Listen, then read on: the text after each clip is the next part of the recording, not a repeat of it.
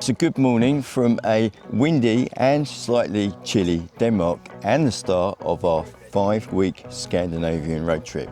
We'll be visiting 3 countries, driving around 3,000 kilometres, and we're very much looking forward to beautiful beaches, stunning landscapes, fjords, many towns and the capital cities. If you've not seen us before, we're Martin and Michelle. If you have, welcome back. In this series we're going to be visiting Denmark, Sweden and Norway. We'll show you what it's like, what we see and do, where we stay and what it costs.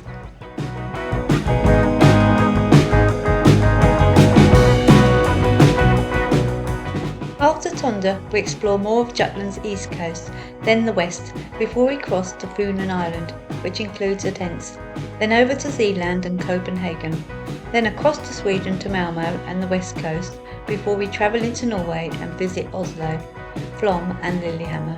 Then it's back to Sweden, exploring Dalarna countryside and down to Stockholm.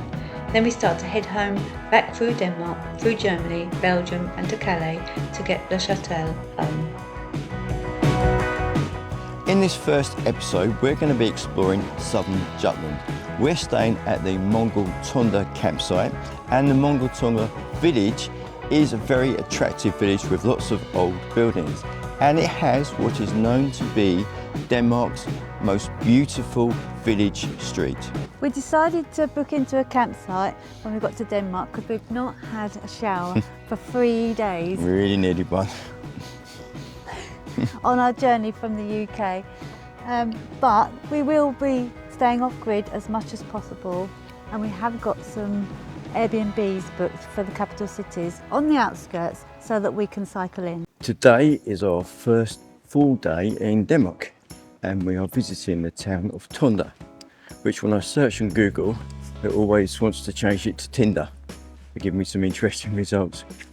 However, it's an hour walk away from our campsite, and the first thing we came to was a supermarket.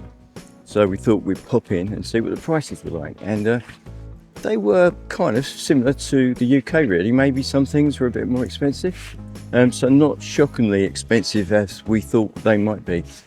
And whilst we were there, they had a cafe, so we stopped for a coffee and a pastry, and I think I found my new favourite pastry.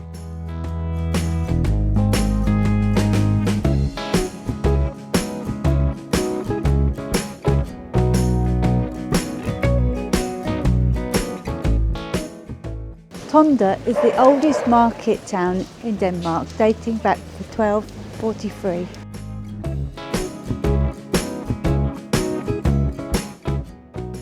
I really like the way they've pedestrianised this old street. Nice to just wander along. And all the flags are up because it was Ascension Day yesterday, so a national day here in Denmark and a bank holiday.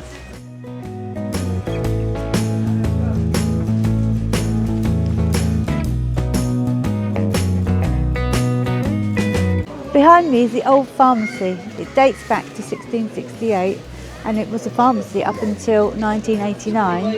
It's now a craft store, but apparently down in the basement there's a permanent Christmas room, or shop. So we're going to go and take a look. Well, that's what that work they have here. They have, I don't know how you say it, hygge, which means sort of like cosy time, get all cosy and have a nice drink, hot drink, and maybe cake and stuff like that. And wear your socks. Yeah, and wear your cosy socks.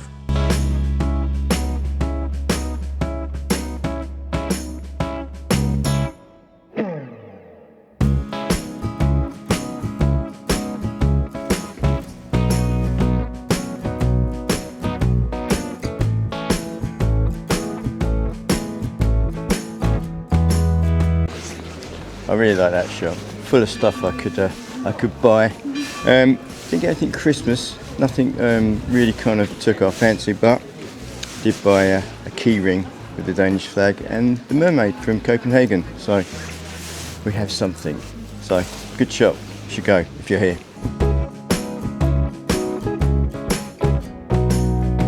We're really loving the architecture of the old buildings in this place. Yesterday, when we arrived in Denmark, we had a wander around the village of Mogilton near the campsite and found the architecture of the buildings should be very, very different to what we've seen in Germany. And we'll show you that in a bit.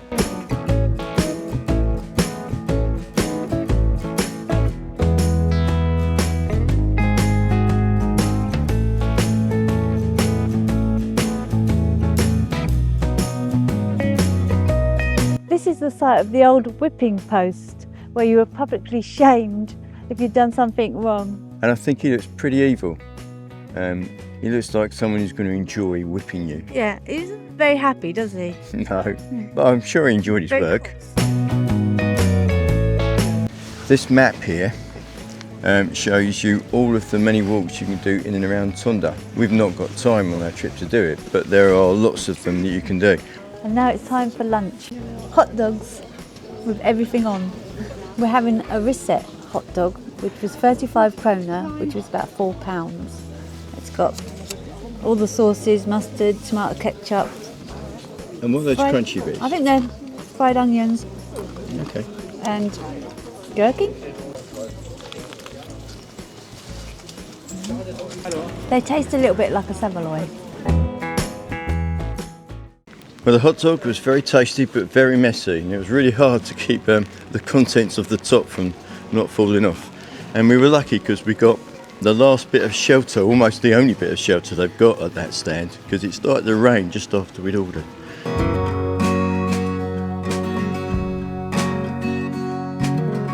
So this street we're walking on now is called Old Guard, and I've read that it's supposedly the most attractive street in the town itself, although I think, having walked around a bit, it's got quite a lot of competition.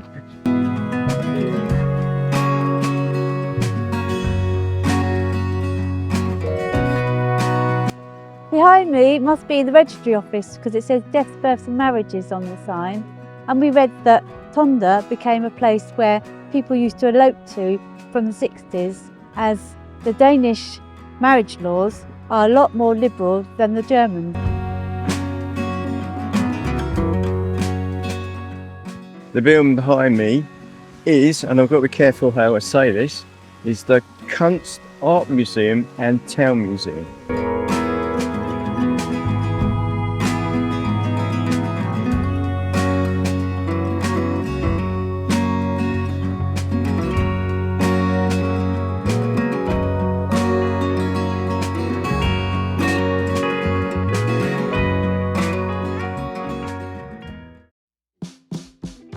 The campsite had everything we needed. It was clean, with good toilet and shower facilities and also cooking facilities, and a very flat pitch for the van.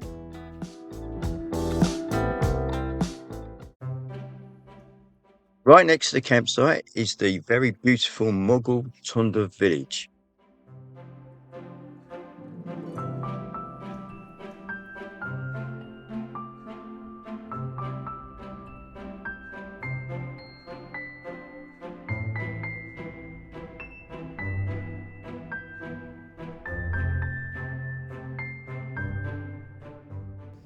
This is the street we spoke about as Denmark's most beautiful village street, and I can see why. And if you compare it with the street in Tønder that we showed earlier, which is Tønder's most beautiful street, I think this is my favourite. Although I don't think there's a lot in it, they are both really attractive streets. One of the things that is different in this street, and in fact a lot of the houses around the village, are that they all have a central point in the middle of the house with either a window or like a barn door. It seems like it's quite unique, maybe not to the whole area, but from what we've seen so far, and it's very different from what we've seen in other countries. The village also has its own royal palace. Prince Joachim and Princess Marie still use it as their secondary residence. Not a bad holiday home.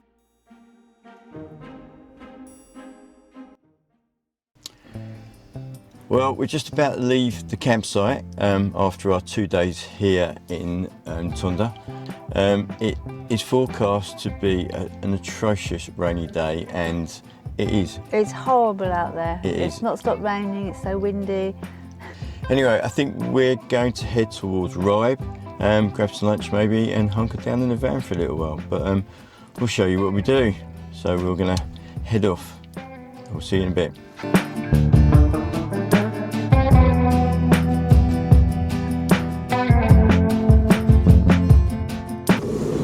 We have arrived in Ribe, and this little car park that we found on part of the night is free, and we should be able to stay.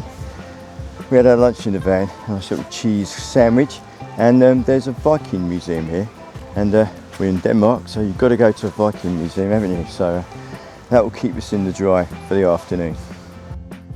The car park is next to Ribe station, but apparently there are only 2 trains every hour, and they stop kind of, I don't know, 11 or 12 at night and don't start again till 6 a.m, so it should be fine. The Viking Museum was just across the road from the car park. Tickets are 110 krona, £12.70. It has info in English, and it's the story of how Ribe evolved from the times of the Vikings. It's a good place to visit before exploring the town, and it makes sense that Ribe is known to be the oldest town in Denmark.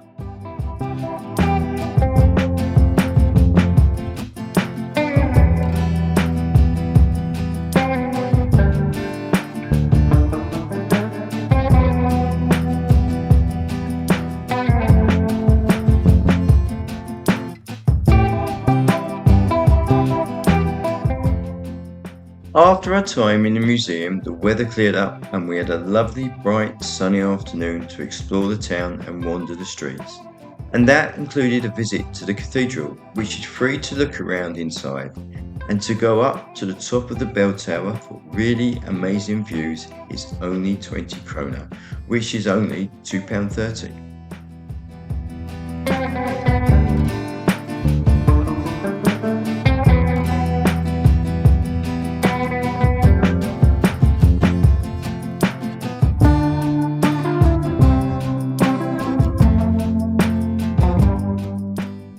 There is also the remains of the old castle with its moat still intact.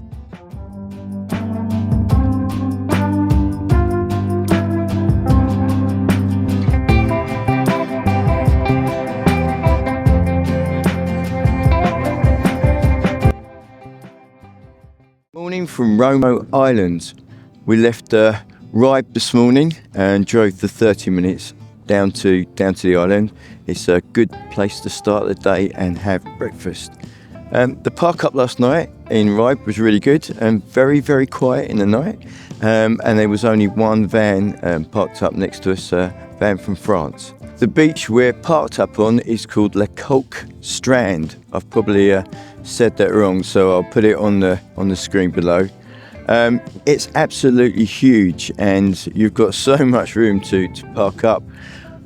We started the day in absolute beautiful blue skies and sunshine. I thought, that's great, but unfortunately it's got a bit cloudy now, and it's windy again, but it's supposed to be dry today, so gives us better weather to explore this island.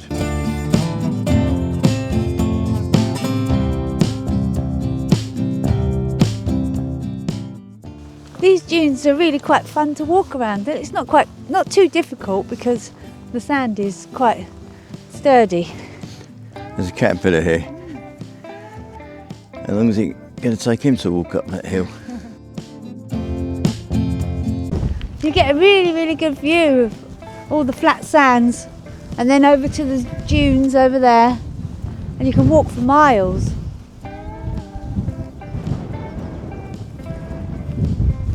It's got to be one of the widest beaches we've been on, I think. And all the way over there is a much larger collection of camper vans. Looks like there's something going on. We'll have to walk over there and see what's occurring. There's another VW camper van. Just like ours. Hello.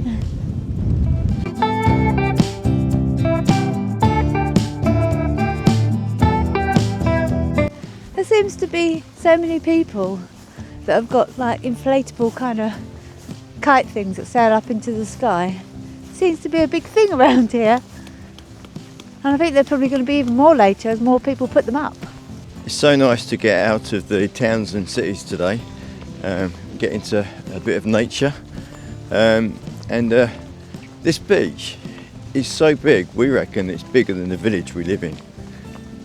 Considerably bigger than the village we live in. And there are so many camper vans. It's the place to come.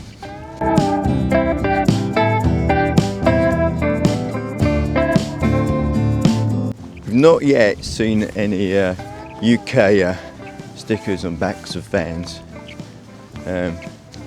Obviously lots of Danish, but Germans? Lots of Germans, yeah. That group behind us were all German, having a picnic. And as Michelle said, it's a Sunday, so everyone's coming out to enjoy their day off. And there's a couple of guys here testing out their kite flying skills. And I think they're doing all right. Well, maybe not. You were nearly murdered by a kite then.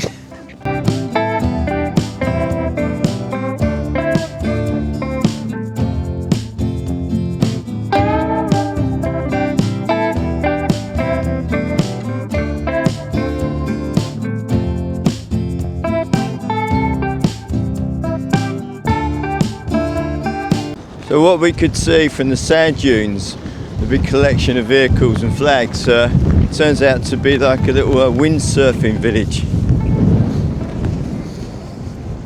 Now this is what you call a cool VW camper van. Look at that, fantastic. I like this one. This is VW and it's bigger than ours. I don't know what it is. When we left the campsite the other day, we'd struggled getting the pop top down, especially at the back. It looks like the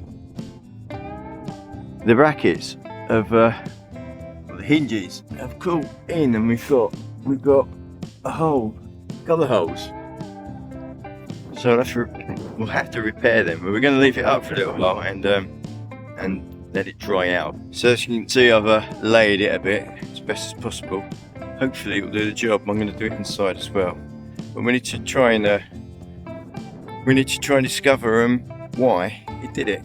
Was it because it was wet? Was it because the wind was blowing in a certain direction when we were putting it down? I don't know. If you've got a VW van or any van with a pop top and you've had a similar problem or know what caused it, please let us know in the comments below.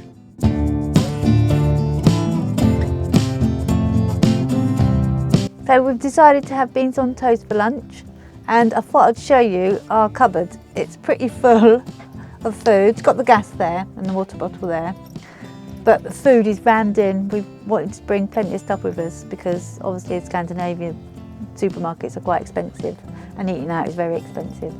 So we've got rice and pasta and things like stir-fried sauces, all sorts of things. Beans are here, soup, extra tea bags for Martin, I don't like tea, biscuits and raisins and nuts. I've got to get the beans out, that's what I've got to try and get out. I've got the beans.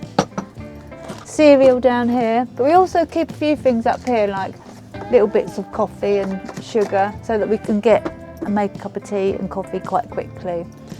And our cups and stuff are up there. But yeah, so beans on toast it is today.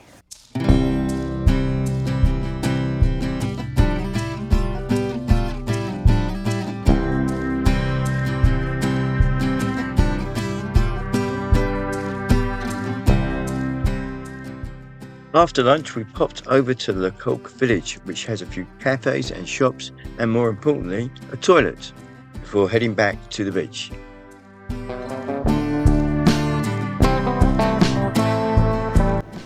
It's been really nice to come to the beach today and get away from the towns for a little bit. As we've been driving through Denmark, we've noticed that the countryside is very much like where we live in Bedfordshire, very flat and very open. And the weather's been quite like it too, with the rain and the strong winds that we've had. But of course we didn't come to Scandinavia expecting lots of hot weather, so that's perfectly okay.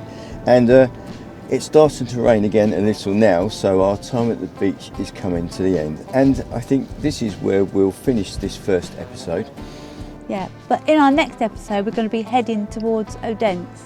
We're not sure exactly what we'll do on the way, or even where we're going to stay tonight, but keep watching to find out. So thank you for watching, and if you like this video, please give it a thumbs up and consider subscribing, because it really helps the channel. And we will see you somewhere else in Denmark very soon. Bye for now. Bye!